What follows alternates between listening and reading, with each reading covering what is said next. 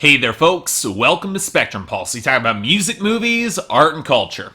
And today we're going to be talking about the debut album from Maren Morris, called Hero. Have to be honest, I'm a little bit worried about this review. And by all accounts, I shouldn't be, but I still am on some level. I knew it was only a matter of time before the major labels reacted to the success of Chris Stapleton in the burgeoning indie country scene, and they did it like they do with any other trend in mainstream music. Swoop down and find an indie darling that could be guided towards the mainstream and throw her enough of a budget to capitalize on the sound. But here's the problem. What an artist like Chris Stapleton has is significantly harder to fake than your average sonic gimmick. Heartfelt, raw soul and the production stylings of Dave Cobb have the sort of texture and deeper impact that resonates on a frequency that's tough to categorize and replicate, and also signifies a sort of authenticity that's even harder to deliver. But it looked like Columbia Nashville was gonna try anyway with Texas country artist Maren Morris. Now, like many red dirt country acts, she's actually been in the independent scene for quite some time, and actually released 3 albums on separate labels. Good luck finding them though. But with the push and success of My Church, it seemed like the label was set to satisfy 3 trends at once: Texas country, a rougher, more soulful country sound, and the recent lyrical trend for more country to reference religion without outright being religious songs. So with the groundswell behind My Church, they pushed out a debut album as quickly as possible, and now we've got Hero. And look, My Church is a damn good song, but I've been down this road a number of times before, and I had real worries that Maren Morris might not be able to deliver as promised. So I checked out her debut. Was I wrong? Well, here's the issue. What we have here is a near classic case of a label bait and switch, targeting critics by driving up the buzz with the song that hops on the bandwagon to disguise the album that only pays lip service to that trend at best. As such, if you're a critic and you go in expecting a major label pushing an authentic artist in that vein with that sort of authentic music, well, the label's not gonna care, they already got your money, but you're probably gonna end up being disappointed with this record. But if you separate yourself from all those baggage of expectations, is the album any good? Well, I guess it's alright, but I think my disappointment here runs deeper than just the bait and switch, because this album had the potential to be a lot better, and it really isn't. Because here's the first thing to note. For as much as My Church is kind of a country song, there are enough subtle indicators in the production to reveal that this album leans much more towards pop. And when I say that, I mean the modern brand of percussion over melody modern pop that tends to place the beats to the forefront and let the guitars function more to establish the atmosphere of melody and not drive it. And what gets odd is that for the most part, there's a fair amount of organic flavor to this album. When the acoustic guitars, the piano, and Hammond organ do show up, they've got some texture to them, only to be split apart by drums that have a lot more crack than actual depth in these formless bass lines. Most of the electric guitars show up soaked in reverb, but what's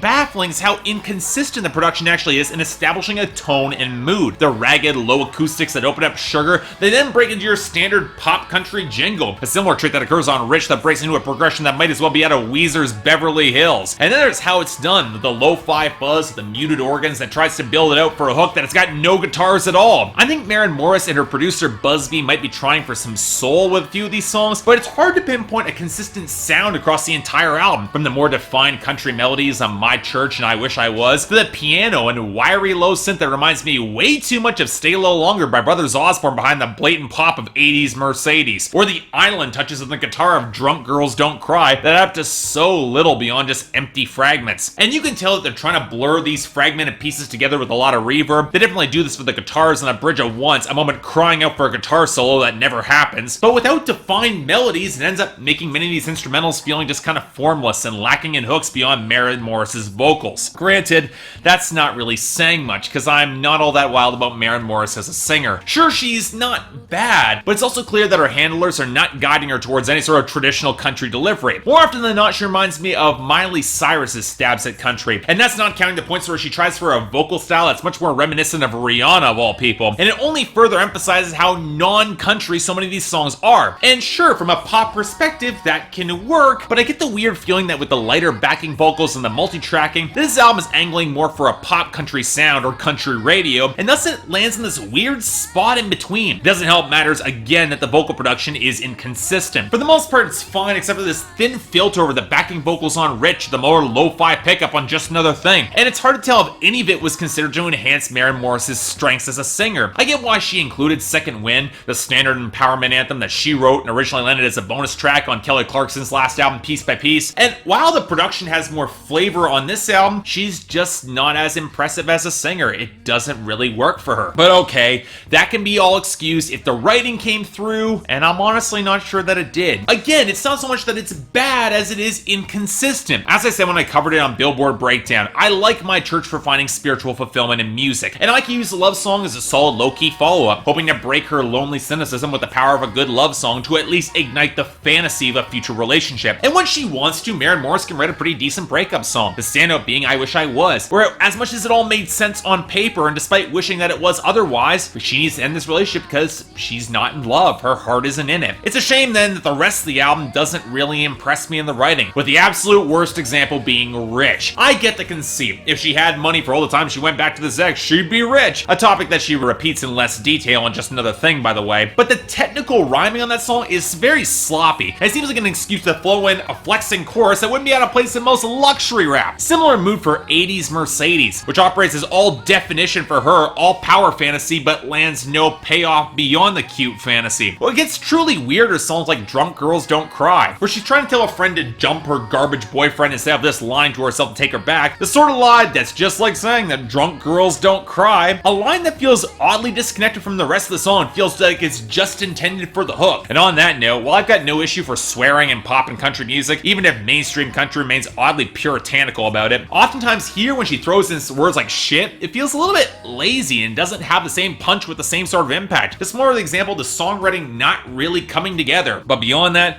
have to be honest, I'm a little bit at a loss to what to say with this album. It pulls from pop, it pulls from country, maybe even a little bit of soul, but only pieces fit within the respective genres, the rest falling into a mass of muddy organic tones that don't really coalesce into melodic hooks. It's telling you the best moments on the song are when we get more of a country flair, but that's less because of the genre choice and more because there's an instrumental melody and there's a little bit more definition of the song. But the majority of these tracks have the feel of modern pop pushed through a roughly organic lens, and with only decent writing and performances, and suffering a lot of the same problems that modern pop has. I'm not sure it stands out as all that special in the long run. For me, it's a strong 5 out of 10 and a tentative recommendation, if only because I can see country radio pushing even some of the non-country singles. Ugh. And I guess you might as well get used to them because some of them aren't bad. Otherwise, it's an experiment with inconclusive results, so make of that what you will. So yeah, thanks a lot for watching. If you'd like to like and subscribe, I'd be more than grateful. Anything else I might be able to do to improve my presentation, or any other albums coming out that you want me to take a look at, I'd be happy to hear your opinions. I also got the poll up there, so what do you guys think of the album? Did it manage to come together, or just kind of fall flat in its face?